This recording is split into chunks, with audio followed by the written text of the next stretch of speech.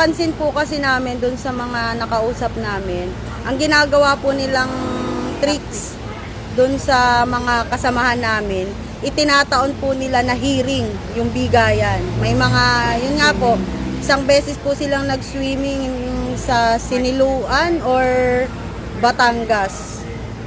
March 25 po yun, saktong hearing po namin yun. Para hindi po sila umattend, nagpapaswimming po sila. At doon ibibigay yung pera.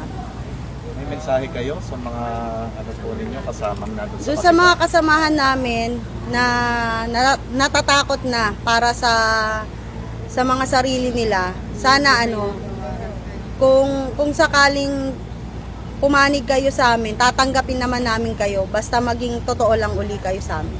At sa mga nag-swimming, makakabalik Sa mga ba sila nag-swimming, sa inyo? baka hindi na kayo makabalik sa susunod. Hindi natin alam.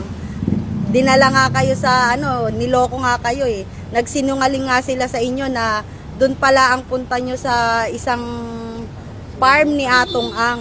Pero ang sabi sa inyo saan? Sa isang Siniluan Falls ba yun? Pero dinala sila sa sa farm ni Atong Ang mismo. Nandun din sa Attorney Caroline. Andun po, pagdating daw po nila nandun.